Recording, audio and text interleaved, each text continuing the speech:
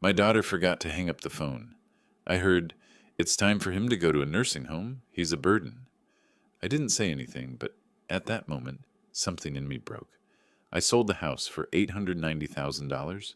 They came back from a business trip, smiling, but there was a surprise waiting for them. The keys did not fit the door. They found a note on the doorstep, and after reading it, they started screaming. And then I realized they wouldn't just leave it alone. This was just the beginning. Before we continue, please subscribe to the channel and let us know where you're listening in the comments. The phone rang just as I was scraping the last of the meatloaf from my plate. Ellen's meatloaf recipe, though mine never tasted quite right without her touch. I glanced at the caller ID and smiled despite myself. Caitlin. "Dad, how are you holding up?" Her voice carried that familiar warmth that always made my chest tighten with love and loneliness. I settled into Ellen's old recliner, the leather worn smooth from years of her evening reading sessions. "Oh, you know me, sweetheart. Just finished dinner and was about to watch the news." I didn't mention it was leftovers from 3 days ago, or that I'd been staring at Ellen's photo on the mantel for the better part of an hour. "Are you eating enough? You know you can always order groceries online now, right? I showed you the app." "I'm eating plenty," I interrupted gently, "though I had a little scare yesterday. Forgot to turn off the burner under my coffee pot. Good thing I smelled it burning from the living room." There was a pause. I could picture her frowning in that way she'd inherited from her mother, the same little crease between her eyebrows. "Dad, maybe we should talk about getting someone to check on you more regularly. Jeremy thinks—" "I'm fine, Caitlin. Really? How's your business trip going? You're in Phoenix, right?" "Yes, the conference ends tomorrow. Jeremy's been handling most of the client meetings while I sit through these endless presentations about digital marketing trends." She laughed, but it sounded forced. "Listen, Dad, I should probably get going. Jeremy and I have dinner plans with some potential investors." "Of course, sweetheart. I love you." "Love you too, Dad. Take care of yourself, okay?" I heard a click, then rustling sounds. She must have dropped the phone in her purse, I thought, reaching to hang up my end. But then I heard voices, muffled but clear enough through her phone's microphone. "Jeremy, you see how he's deteriorating?" Caitlin's voice, no longer warm and caring. "He forgot to turn off the stove yesterday. What if he burns the house down?" My hand froze on the receiver. Ice spread through my chest. "It's time for a nursing home, Caitlin." Jeremy's voice cold and matter-of-fact. "He's becoming a burden, and you know it. Your dad's a good man, but he can't live alone anymore." "The house is worth almost $1 million now." Caitlin's tone had shifted to pure calculation. "With Denver's market, we could probably get 900,000, maybe more." "Exactly." Jeremy sounded pleased. "We could sell it, put him somewhere decent, not too expensive, and finally buy that house in Boulder we've been looking at, the one with the mountain view." My daughter laughed, actually laughed. "God, Jeremy, you should have seen him tonight. So grateful just to hear from me. He has no idea we're planning this. The longer we wait, the more confused he'll get. We should strike while he still trusts us completely." The phone slipped from my numb fingers, clattering onto the hardwood floor Ellen and I had installed together 23 years ago. Every board laid by my own hands, every nail driven with thoughts of our family's future. I sat in the sudden silence of my empty house, staring at Ellen's photograph. Her eyes seemed to bore into mine with an expression I couldn't quite read. Disappointment? Warning? Or maybe just the terrible knowledge that comes to those who've already left this world. The grandfather clock in the hallway, Ellen's anniversary gift to me 15 years ago, ticked steadily in the growing darkness. Outside, the first spring crickets began their evening song in the garden Ellen had planted, and I still tended. Something cold and hard settled in my chest, replacing the warmth I'd felt hearing my daughter's voice just moments before. My hands, weathered from decades of construction work, slowly curled into fists. They thought I was a burden.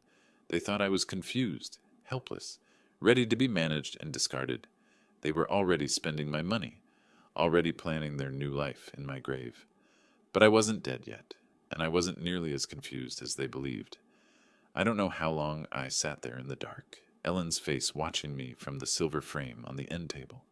The house felt different now, as if the walls themselves had heard my daughter's betrayal and were holding their breath. My legs felt unsteady when I finally stood to turn on the lamp. The warm light fell across the living room we'd furnished piece by piece, each item chosen with care and saved for with sacrifice. The burgundy sofa where Caitlin used to curl up doing homework, the coffee table I'd built in the garage, sanding it smooth while she played at my feet. I walked to the kitchen and opened the drawer where I kept old receipts and papers. My fingers found the folder I was looking for without conscious thought. 20 years of financial records I'd never thrown away because Ellen always said, "You never know when you might need them." University of Colorado. Tuition receipts.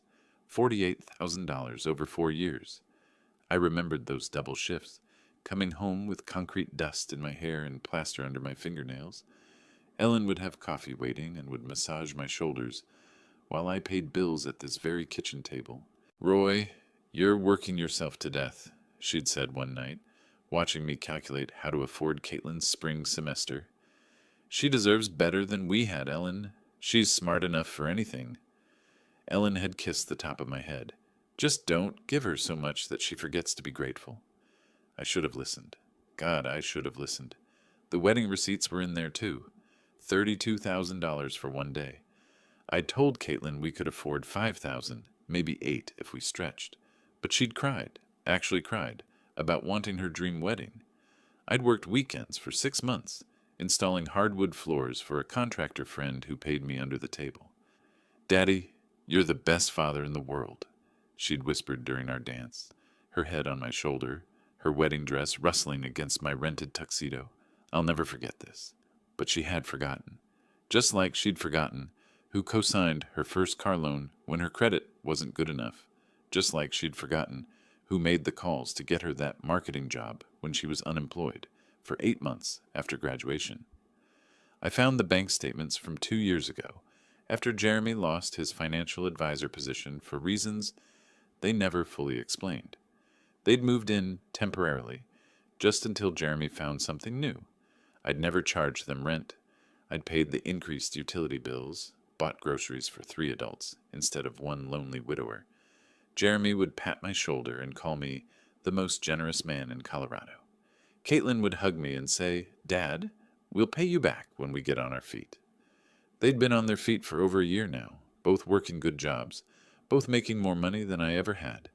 But they'd never mentioned moving out, never mentioned paying me back. The anniversary dinner I'd paid for last month, $200 at that fancy steakhouse downtown, because Jeremy said they deserved to celebrate.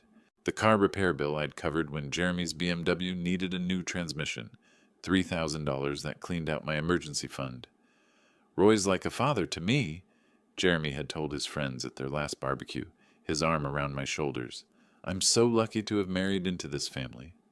I'd been proud, actually proud to be the generous father-in-law, the man who took care of his family, no matter what it cost him. I walked upstairs to Ellen's and my bedroom, still unchanged after 2 years. Her jewelry box sat on the dresser, her reading glasses folded beside the lamp. I opened the bottom drawer where I kept our important papers and pulled out our original house deed. Roy and Ellen Hayes. Purchased 1999. No liens, no co-signers, no complications. My name only, now that Ellen was gone. Standing there in the bedroom where Ellen had spent her last days, surrounded by everything we'd built together, I felt something shift inside me. The hurt was still there, sharp as broken glass, but underneath it something harder was forming. They wanted to put me away and sell my life's work. They thought I was too old, too confused, too grateful for their attention to fight back. I looked at Ellen's photo on the nightstand, remembering her voice from all those years ago. "Don't give her so much that she forgets to be grateful." Well, Ellen, our daughter had definitely forgotten, but she was about to remember that her old man wasn't as helpless as she thought. I walked to my home office and pulled out the business card I'd kept in my desk drawer for 3 years. Todd Fisher, real estate attorney. Ellen had insisted we meet with him after her cancer diagnosis, just to make sure our affairs were in order. It was time for another consultation.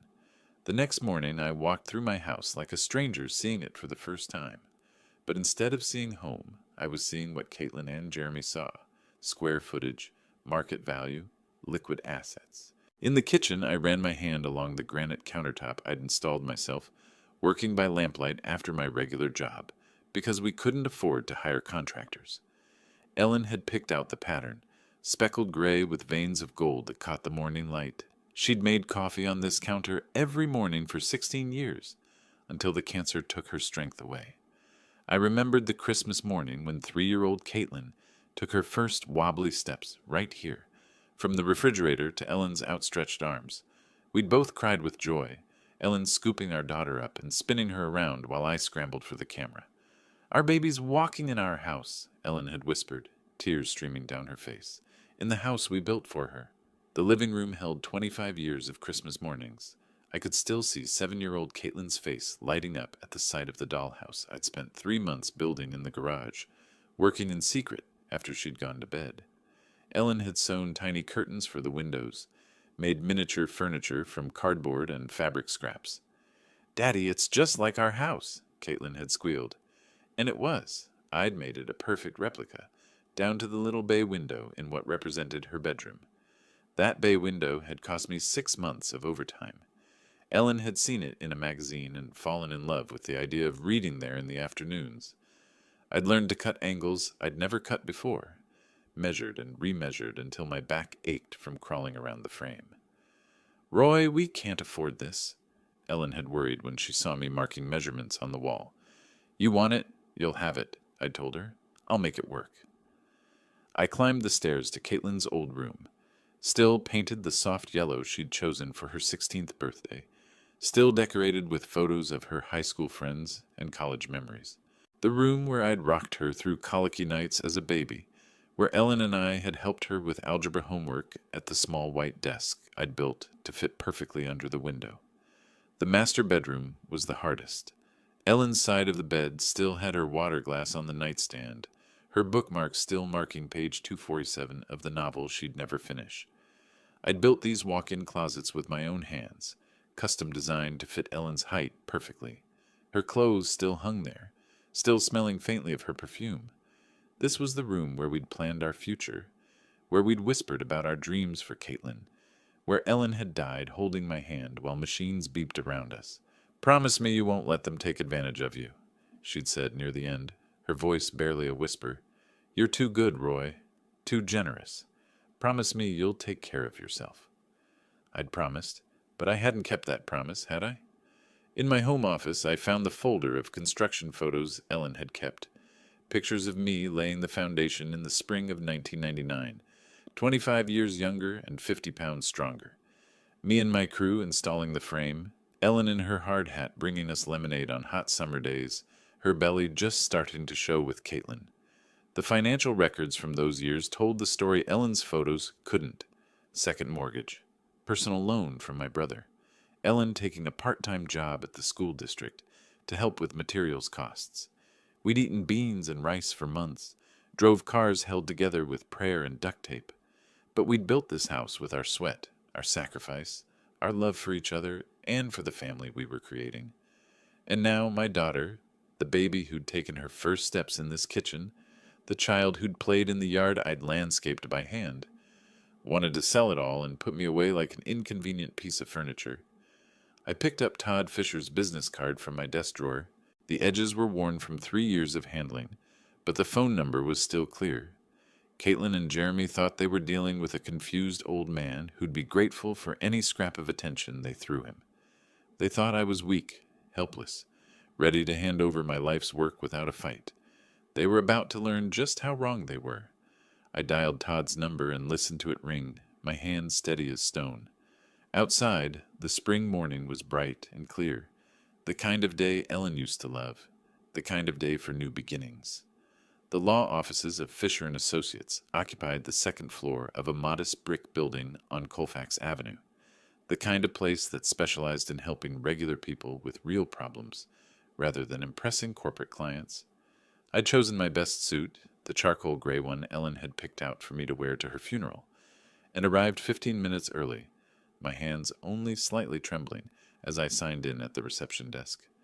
Todd Fisher was younger than I'd expected, maybe 55, with graying temples and the patient demeanor of a man who'd heard every family horror story twice. His office was lined with law books and family photos, a wife, 2 teenagers, a golden retriever. The kind of normal life Ellen and I had tried to build. Mr. Hayes, good to see you again. Todd poured coffee from a small machine in the corner, the rich smell filling the space between legal documents and filing cabinets. I remember you and Ellen from a few years back. I'm sorry for your loss. Thank you. I accepted the coffee, surprised by how steady my voice sounded. I need to discuss something delicate about my daughter and son-in-law. Todd settled behind his desk, pen ready. I'm listening. I told him everything. The phone call, the overheard conversation, their plans to sell my house and put me in a nursing home. Todd's expression never changed, but I caught him shaking his head slightly when I described their eagerness to spend my money on their Boulder dream house. Unfortunately, Mr. Hayes, this scenario is more common than you'd think. Todd set down his pen and leaned back in his chair. Adult children often assume they know what's best for their aging parents, especially when valuable assets are involved. But they can't actually do anything, can they? I mean, legally. Let's start with the basics. The house is titled in your name only since your wife's passing, correct? That's right. Ellen and I owned it jointly, but when she died, it transferred to me automatically. Then, legally speaking, your daughter and son-in-law have absolutely no claim to your property. They cannot sell it, cannot force you into a care facility, cannot make any decisions about your assets without your explicit consent. Todd pulled a legal pad from his drawer and began making notes. The house belongs to you, period. Relief flooded through me, followed immediately by something sharper. So if I wanted to sell it myself, you could put it on the market tomorrow if you chose to. It's your property, your decision. Todd looked up from his notes. May I ask why you're considering that option? I thought about Caitlin's laugh when she'd called me a burden, about Jeremy's cold calculation of my worth, about 25 years of sacrifice reduced to a real estate transaction. They think I'm helpless, confused. They think they can manage me like a piece of property.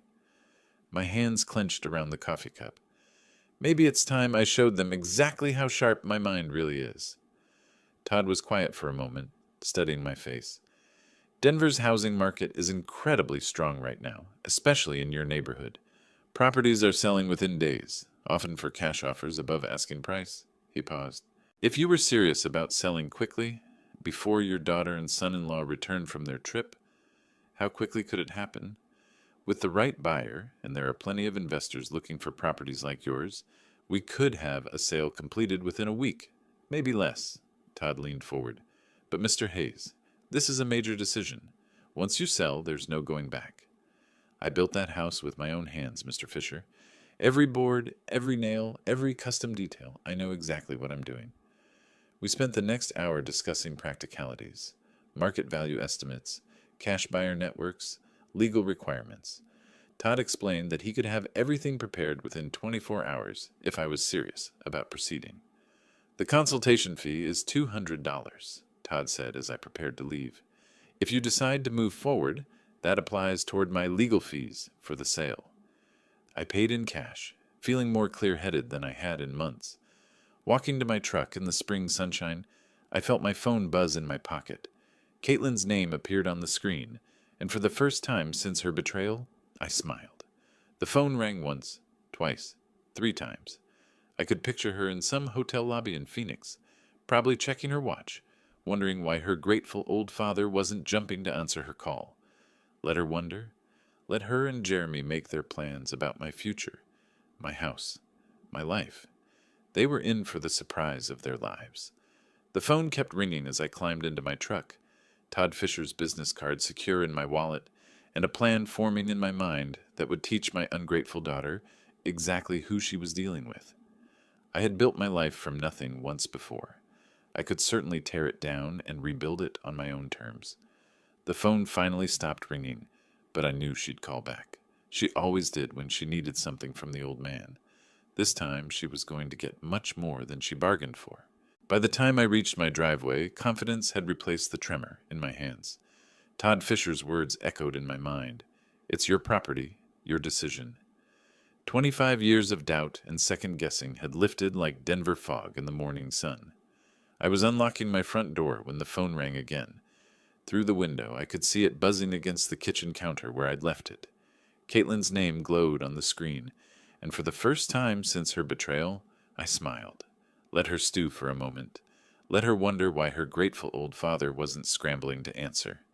I poured myself a glass of water, took a deep breath, and picked up on the sixth ring. "Dad, there you are!" Caitlin's voice practically sparkled with artificial enthusiasm. "I was starting to worry when you didn't answer earlier." "Sorry, sweetheart. I was out running some errands." I kept my tone warm, grandfatherly. "How's Phoenix treating you?" "Oh, you know how these business conferences are.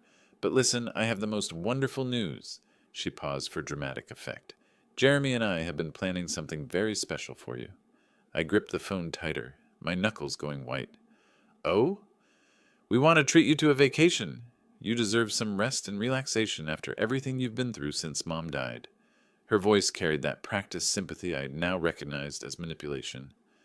"There's this beautiful place we found. It's like a resort, but with medical staff on hand, just in case you need anything."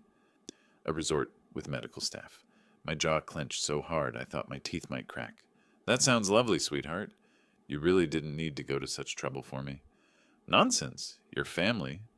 Jeremy's voice came through the background. He must have been listening on speakerphone. "We've already made all the arrangements."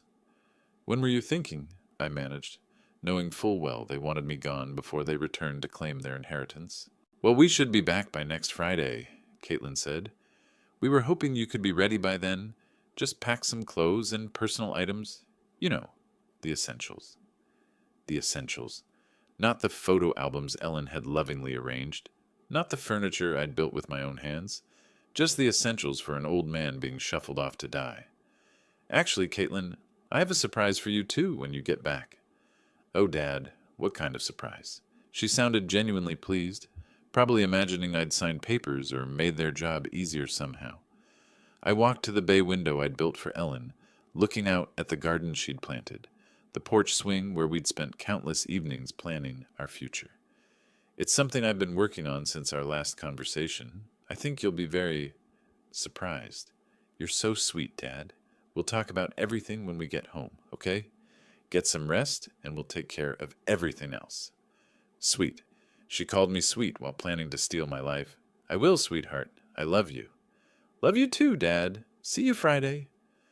The line went dead, and I set the phone down with hands steadier than they'd been in weeks. I walked to my home office and opened my laptop, the screen glowing to life with possibilities I'd never considered before.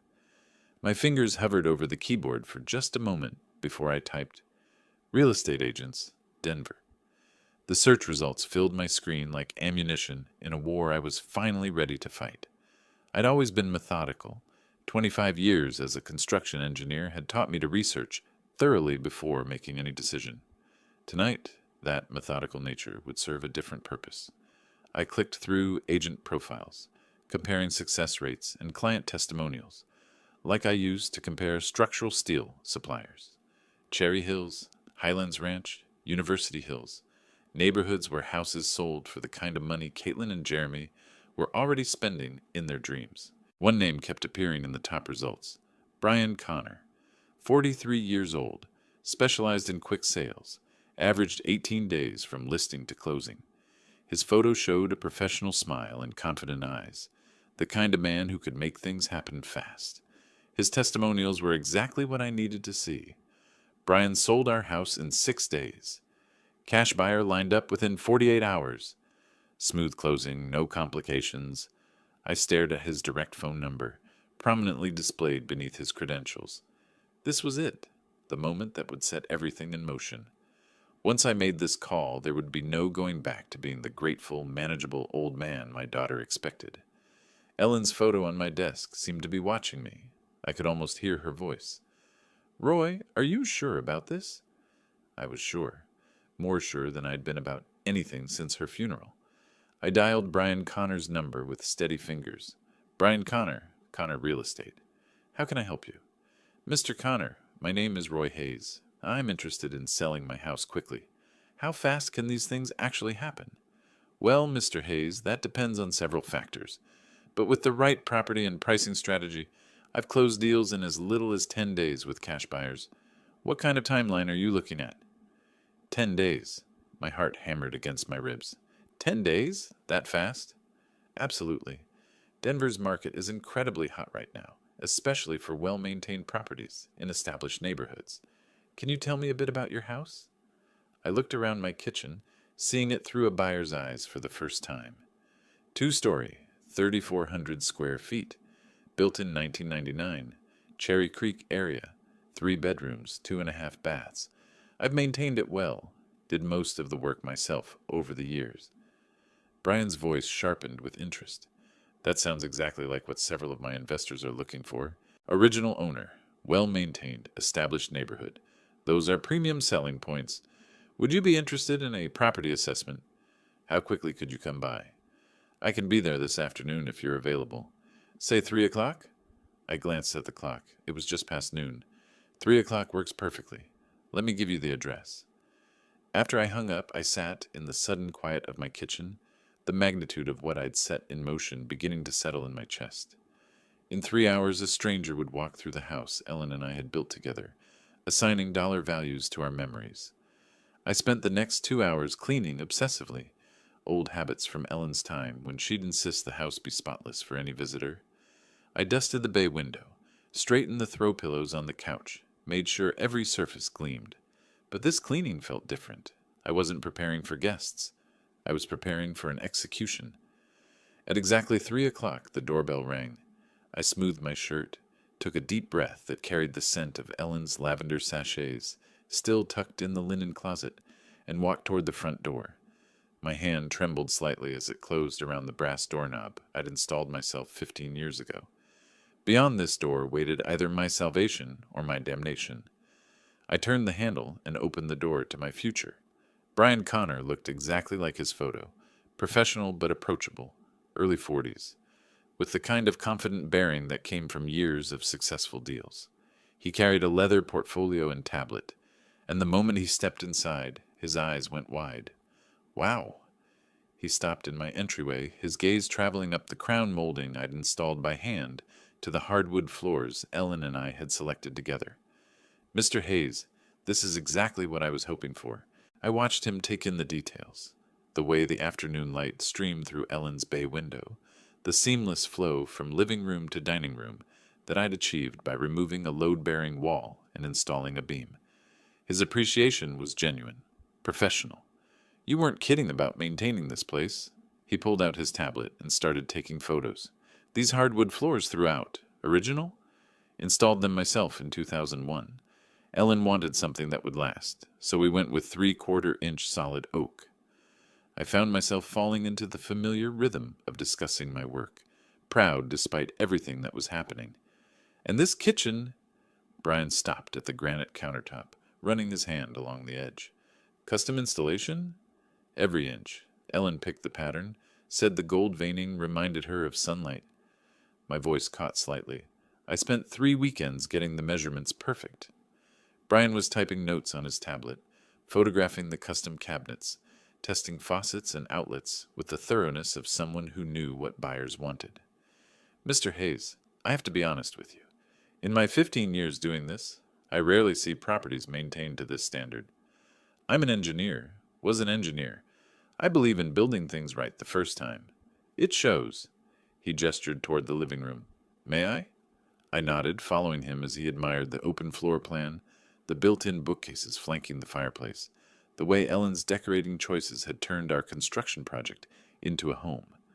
This bay window, custom work. Built it for my wife. She wanted a reading nook. I could picture her there with her mystery novels and afternoon tea, her reading glasses perched on her nose. Brian was taking measurements now, his excitement barely contained. Mr. Hayes, I need to show you some comparable sales. He pulled up listings on his tablet. Similar properties in this area have been selling for $850,000 to $920,000. My chest tightened. That was more than Caitlin and Jeremy had estimated in their cruel conversation. But given the condition and custom features of your home, I'm thinking we price it at $890,000. That should move it quickly while getting you top dollar. $890,000. I sat down heavily in Ellen's reading chair, the numbers spinning in my head. That much? I managed. Mr. Hayes, you're sitting on a gold mine. Properties like this don't come on the market often, especially not in this condition. Brian's voice carried the confidence of someone who knew his business. I actually have an investment group that's been looking for exactly this type of property. What kind of investment group? They specialize in high-quality rental properties in established neighborhoods. They pay cash. No financing contingencies. No repair negotiations. They can close in 10 business days. 10 business days. Caitlin and Jeremy would return from Phoenix in 8 days, expecting to find their grateful, manageable father ready to be shipped off to their resort. What's the catch? Why so fast? Brian smiled. No catch. Cash means no loan delays, no appraisal contingencies that could kill the deal. They do their own inspections, but frankly, your house is in better shape than most new construction I see. I looked around the living room where Caitlin had taken her first steps, where Ellen and I had hosted Christmas mornings and birthday parties and quiet Sunday afternoons, reading the paper together. When would I need to be out? Standard contract gives you 30 days after closing, but they're flexible if you need more time. The main thing is getting clear title and completing the paperwork. I thought about Caitlin's voice on the phone, calling me sweet while planning to steal my life. I thought about Jeremy's cold calculation, reducing me to a burden to be managed. I thought about Ellen's warning about being too generous, too trusting. Let's do it. Brian's professional mask slipped for just a moment, revealing genuine excitement. Excellent choice, Mr. Hayes. Let me call them right now. I watched him dial, heard him describe my property with the enthusiasm of someone who'd found buried treasure. Cherry Creek area, original owner, immaculate condition, custom features throughout. He ended the call with a broad smile. They want to move forward immediately. I can have the initial contracts ready by tomorrow morning. The sun was setting through Ellen's bay window, casting golden light across the room where I'd just agreed to sell 25 years of my life. But for the first time since that devastating phone call, I felt something that had been missing for too long. Control. How does 9 a.m. sound? The question hung in the air like smoke, and I realized Brian was waiting for an answer that would change everything. The grandfather clock in the hallway, Ellen's 15th anniversary gift to me, ticked steadily in the silence. 9 a.m. sounds perfect. After Brian left with promises of contracts and closing timelines, I stood alone in the house that would soon belong to someone else. The evening light through Ellen's windows painted everything golden, like a photograph of a life I was about to leave behind. But it wasn't sadness I felt, it was anticipation. Brian arrived the next morning with contracts, a notary, and coffee for everyone, the kind of professional efficiency I'd always respected. I read every line with the thoroughness that had made me a good engineer, checking details the way I used to check blueprints. Sale price, $800 to $90,000. Cash purchase. Closing date, 10 business days from signing.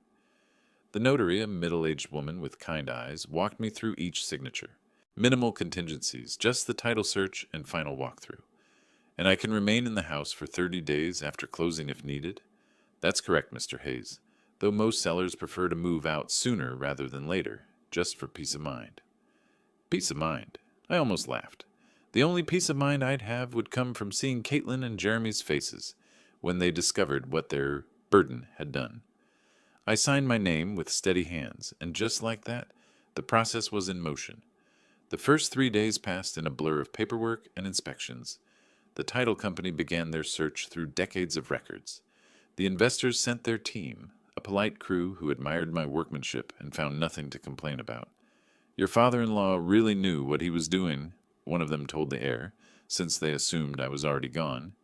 These floors, this electrical work, all top quality.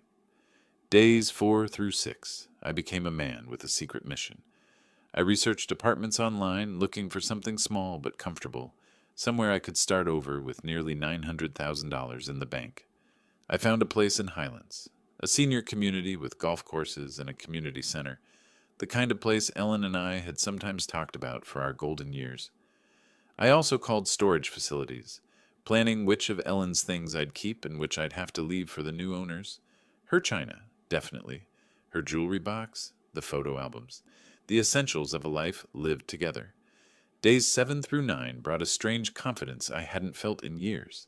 Each morning I woke up knowing I was one step closer to freedom, one step closer to showing my daughter that her confused old father was sharper than she'd ever imagined. Mrs. Patterson from next door noticed the activity, asked about the inspectors and official-looking people. Just some work being done, I told her, hating the half-truth, but knowing the full truth would spread through the neighborhood before I was ready. On day 8, Brian called with final confirmation. Everything's on track for tomorrow's closing, Mr. Hayes. The buyers are thrilled with the inspection results. Wire transfer will be completed the same day. You'll have access to funds immediately. That night, I packed a single suitcase with clothes and personal items, not because I was moving yet, but because I wanted to be ready for anything. I looked at Ellen's photo on our dresser and whispered, I hope you understand what I'm doing. Friday morning arrived bright and clear, the kind of spring day Ellen used to say was Denver at its finest. I dressed carefully in my best suit, not the funeral suit, but the navy one Ellen had bought me for Caitlin's college graduation. The title company office was all professional efficiency, and congratulations. The buyers were represented by their attorney, a sharp woman who double-checked every document. Brian handled the paperwork like a conductor, leading an orchestra. Mr. Hayes, if you'll sign here, and here, and initial there. Each signature felt like cutting a chain. The deed transfer, the settlement statement, the final acknowledgement that 1247 Maple Street no longer belonged to Roy Hayes. And this is your wire transfer confirmation. $890,000, less closing costs, has been deposited to your account. I stared at the numbers on the paper. More money than I'd ever seen in one place. More money than Caitlin and Jeremy had dreamed their burden could access. We shook hands all around, everyone pleased with the smooth transaction. Brian walked me to my truck, promising to stay in touch if I ever needed real estate services again. You made the right choice, Mr. Hayes. Sometimes a fresh start is exactly what we need. I drove home through neighborhoods I'd known for 25 years, past the elementary school where Caitlin had learned to read, past the park where Ellen and I used to walk every Sunday morning. But instead of nostalgia, I felt liberation. I pulled into my driveway and sat in my truck, looking at the house that was no longer mine. The keys to the front door felt heavy in my palm, but tomorrow I'd hand them over to the new owners and walk away from this chapter of my life. Caitlin and Jeremy were due back from Phoenix in 3 days. They'd arrive expecting to find their grateful, manageable father ready to be packed off to their resort. Instead, they were going to find an empty house and a lesson they'd never forget. I climbed out of my truck and walked toward my front door, reaching for my phone to make the next call in a plan that was working better than I'd ever hoped. The engine ticked as it cooled in my driveway, but I couldn't bring myself to turn it off. I sat staring at the house I'd built with my own hands, the house that now belonged to strangers, the house where Caitlin and Jeremy expected to return and find their grateful, manageable father waiting to be shipped off. The keys to the front door felt like lead in my palm. New owners or not, I still had access for 30 days, time enough to complete what I'd started. I drove to the Starbucks on Colfax Avenue and parked in the lot, hands steady as I dialed directory assistance for a 24-hour locksmith. The urgency fee would cost an extra $200, but money was no longer a concern. AAA Emergency Locksmith, this is Eddie speaking. I need all my door locks changed today. It's urgent. What kind of time frame are we looking at, sir? As soon as possible. I can pay cash. I can be there in 2 hours. Address? Back at the house, I waited for Eddie in my truck, watching Mrs. Patterson water her garden next door. She waved and I waved back, my chest tight with the knowledge that I was lying to everyone who cared about me. Eddie arrived in a van full of tools and hardware, a man in his 50s who'd clearly seen every kind of lock emergency Denver had to offer. Security issue, sir? He asked, studying my front door. New ownership situation. Better safe than sorry. He nodded like he'd heard it before and got to work. I watched him remove the locks I'd installed 15 years ago, the brass hardware Ellen had picked out because it matched our door knocker. These are quality locks, Eddie commented as he worked. Somebody knew what they were doing when they installed them. That was me. I like things done right. The new locks were silver instead of brass, modern instead of traditional. They clicked differently when Eddie tested them, a sharper, more mechanical sound than the old ones. Here are your new keys, sir. 3 copies of each, front door, back door, and garage side entrance. Eddie handed me a ring of keys that felt foreign in my palm. That'll be $450 with the emergency fee. I paid in cash from my wallet, knowing there would be no paper trail connecting Roy Hayes to this transaction. After Eddie left, I stood in my empty house and began the hardest part, packing 25 years of life into what I could carry. Ellen's jewelry box went into my suitcase first, along with our wedding photos and the novel she'd been reading when she died, bookmarks still marking page 247. My engineering certificates, our important documents, Ellen's favorite cookbook with the handwritten notes in the margins. I left almost everything else. The furniture that told our story would have to stay. The photo albums chronicling Caitlin's childhood. Ellen's clothes, still hanging in our closet, still carrying the faint scent of her perfume. While I packed, I called Sunset Manor Apartments on my phone, explaining that I needed a furnished one-bedroom immediately. "We have a lovely unit available for immediate occupancy," said Mrs. Chen, the property manager. "Month-to-month lease if you prefer flexibility." "I'll take it." I met Mrs. Chen at the apartment complex an hour later, a modest but clean building designed for seniors, with a community center and well-maintained grounds. The one-bedroom unit was simple but comfortable, furnished with everything I needed to start over. "Cash deposit is perfectly fine, Mr. Hayes. When would you like to move in?" "Tonight." Mrs. Chen's eyebrows rose slightly, but she didn't ask questions. I signed the lease and handed over first month's rent plus deposit, nearly $3,000 that would have seemed impossible to spend casually just 2 weeks ago. Loading my car in the gathering dusk, I caught Mrs. Patterson watching from her window. She waved again, and I felt the weight of all the relationships I was severing, all the connections Caitlin and Jeremy had forced me to cut. I took one last walk through the empty rooms, my footsteps echoing differently now that the house belonged to someone else. In the kitchen where Ellen had taught Caitlin to bake Christmas cookies. In the living room where we'd watched Caitlin open presents on Christmas morning. In our bedroom where Ellen had taken her last breath while I held her hand. "I'm sorry, honey," I said aloud to Ellen's memory. "But you'd understand. You always said I was too generous for my own good." I locked the new locks and drove away from Maple Street for what might be the last time, my rearview mirror full of the life I was leaving behind. The sun was setting when I arrived at Sunset Manor, my car loaded with the essentials of my existence. I carried my suitcase to my new front door, fumbling with unfamiliar keys to unfamiliar locks. Inside the small apartment, I dropped my suitcase and immediately reached for my phone.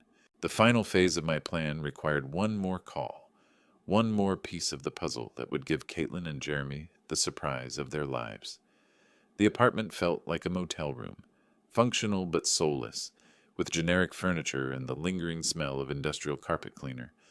I stood holding my phone, Ellen's photo already positioned on the nightstand, trying to decide which bank would best protect nearly $900,000 from the children who thought they deserved it. I opened my laptop on the small dining table and began researching banks that specialized in large deposits. Colorado Community Bank caught my attention, smaller than the major chains with a focus on personal service and discretion, exactly what I needed. "Colorado Community Bank, Private Banking Division. This is David Morrison." "Mr. Morrison, my name is Roy Hayes. I need to open an account for a substantial deposit, around $890,000. The brief pause on the other end told me David was recalculating his day. "We'd be absolutely delighted to work with you, Mr. Hayes. When would be convenient for a consultation?" "Monday morning, 9 a.m.? "Perfect. I'll have everything prepared." The weekend stretched ahead of me like uncharted territory. I'd never lived anywhere but the house Ellen and I built together. This tiny apartment felt like exile. But it was exile by choice. My choice, not theirs. Saturday morning, I made coffee in the unfamiliar kitchenette and methodically unpacked my belongings. Ellen's jewelry box on the dresser, my engineering awards on the bookshelf, our wedding photo beside the bed where I'd sleep alone in a space that had never known Ellen's presence. I drove to the grocery store and bought food for one person. Simple meals, nothing that required the kind of cooking Ellen had loved. The checkout clerk, a young man with kind eyes, asked if I was new to the area.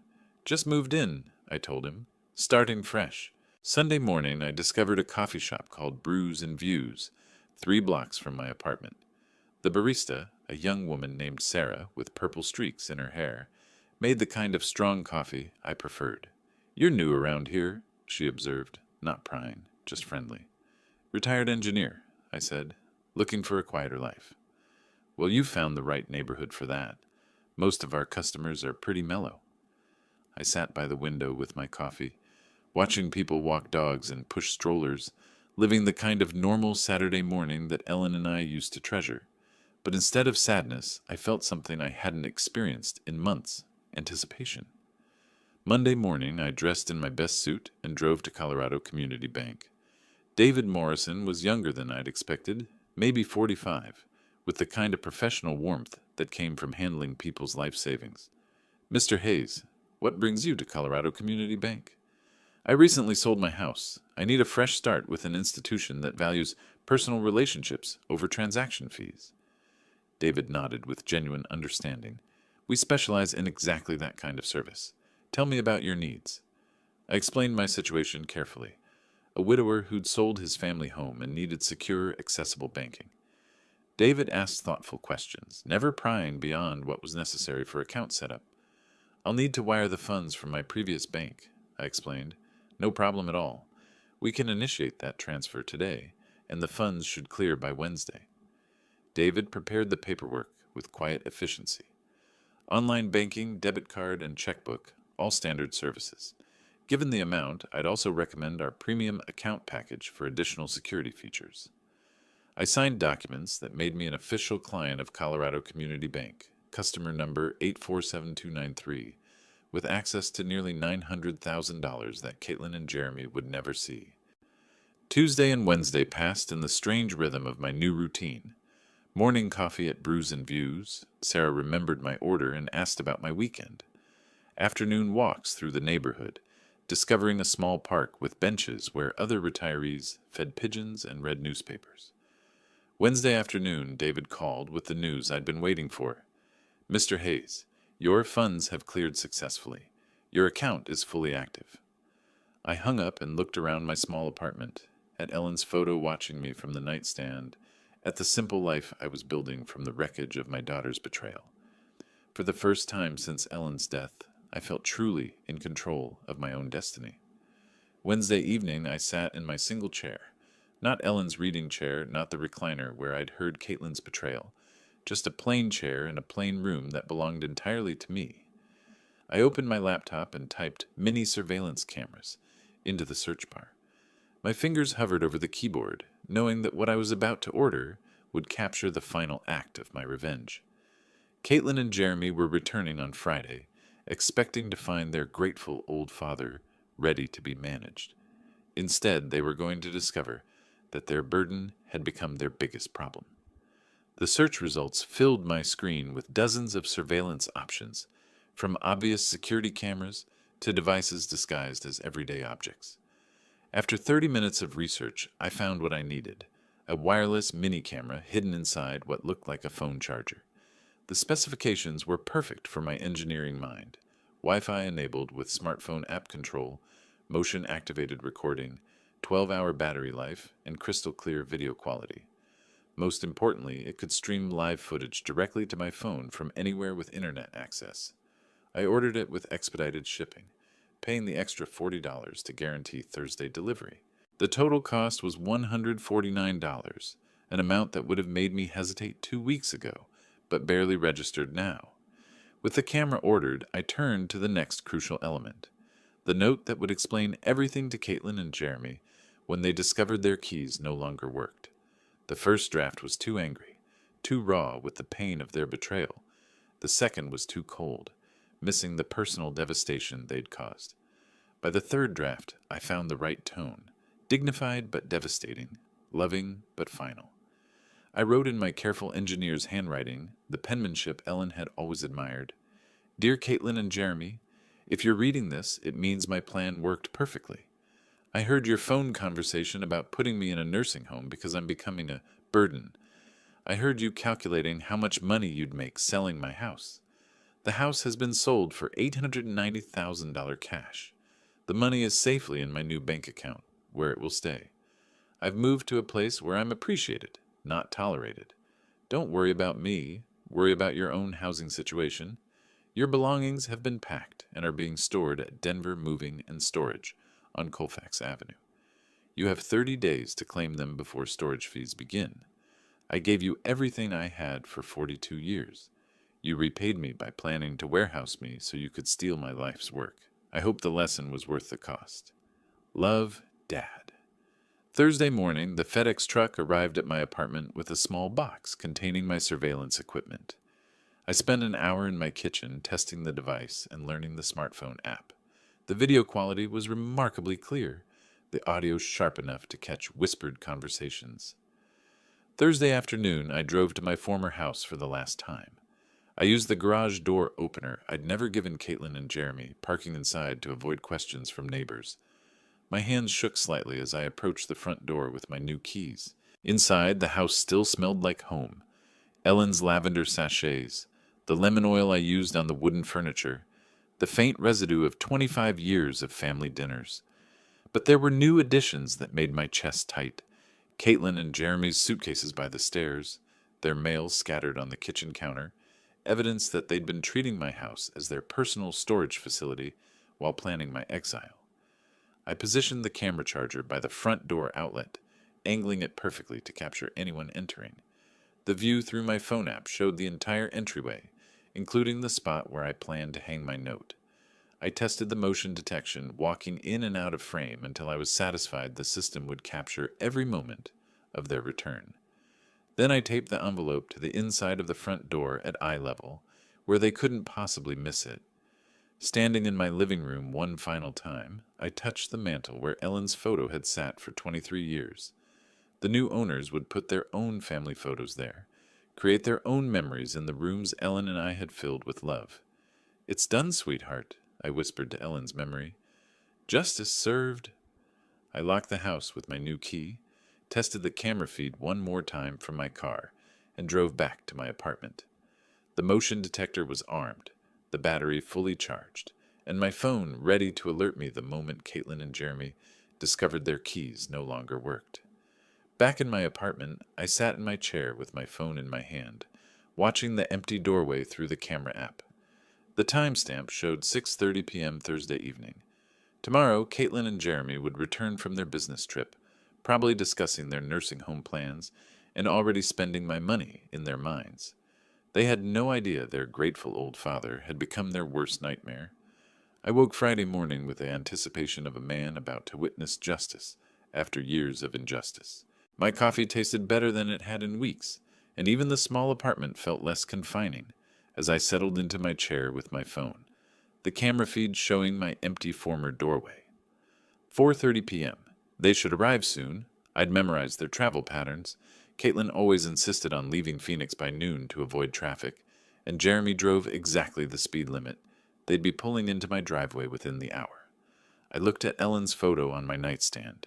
"I hope you understand what I'm doing, honey." They left me no choice. 5:15 p.m. My phone buzzed with motion detection. A black SUV, Jeremy's car, pulled into the driveway of my former house. My heart hammered against my ribs as I watched the screen. Caitlin stepped out first, stretching after the long drive. Jeremy emerged from the driver's side, pulling their suitcases from the back. They moved with the casual confidence of people coming home to claim their inheritance. I watched them approach the front door, Caitlin fishing her keys from her purse, while Jeremy set the luggage down. She inserted her key into the lock I'd had changed just yesterday. The key didn't turn. Caitlin frowned, examining her key ring. She tried again, jiggling the key with growing frustration. "That's weird," her voice came through my phone's speaker. "My key's not working." Jeremy stepped closer, his expression shifting from tired to concerned. "Let me try the back door." I watched him disappear around the side of the house, while Caitlin continued struggling with the front lock. When Jeremy returned 3 minutes later, his face had darkened with alarm. "Back door's locked too, and the garage remote isn't working?" His voice carried the edge of panic I'd hoped to hear. "Caitlin, someone changed these locks." "What? That's impossible. Dad doesn't even know any locksmiths." Jeremy studied the front door more carefully, his financial advisor's mind recognizing trouble when he saw it. "These are brand new locks. This isn't an accident." Caitlin pulled out her phone with shaking fingers. "I'm calling Dad." I watched her dial my old landline, the number I'd had disconnected 3 days ago. After several rings, her face crumpled with confusion. No answer. It's not even going to voicemail. Try his cell phone. He doesn't have a cell phone, remember? We talked about getting him one for emergencies. Her voice cracked with the first hint of real fear. Jeremy was examining the windows now, his earlier confidence completely evaporated. There, that one's unlocked. I can boost you up. I watched my daughter climb through the kitchen window I deliberately left unlatched, her business suit catching on the frame. She disappeared inside, and moments later the front door opened from within. Jeremy entered with their suitcases, and both of them stopped dead when they saw the white envelope taped to the door at eye level. Caitlin's hand trembled as she pulled down the envelope with her name and Jeremy's written in my careful script. I leaned forward in my apartment chair, phone clutched in both hands, as she tore open the seal. Her eyes moved across my words, Jeremy reading over her shoulder. I watched their faces change, confusion to shock, to disbelief, to horror. He sold the house? Caitlin's voice rose to a near shriek. How could he do this to us? Jeremy snatched the note from her hands, reading it again as if the words might change. That manipulative old bastard. He was playing us the whole time. $890,000. Caitlin was crying now, her careful makeup streaking down her cheeks. He kept it all. That money was supposed to be our future. Your future, Jeremy snapped, his mask of devoted son-in-law finally slipping. This is your father, Caitlin. You should have handled this better. My fault? She whirled on him, years of suppressed resentment boiling over. You're the one who said he was becoming a burden? You're the one who pushed for the nursing home. Well, he was a burden. Look what he's done to us. Jeremy gestured wildly around the room that was no longer theirs. We're homeless. Our lease expires next week. The beautiful irony wasn't lost on me. They were fighting in my living room about being homeless, just as they'd planned to make me homeless in their nursing home. Call a lawyer, Caitlin said desperately. There has to be something we can do. He can't just sell the house without telling us. With what money? Jeremy's voice dripped with contempt. In case you forgot, I lost my job 6 months ago, and your marketing salary barely covers our car payments. Then get another job? Where? Do you think financial firms are lining up to hire advisors who got fired for questionable transactions? I watched my daughter's face crumble as she realized the full scope of their situation. No house, no inheritance, no savings, and Jeremy's unemployable status finally revealed. How could he be so cruel? She whispered. The same way you were cruel when you called him a burden and planned to warehouse him.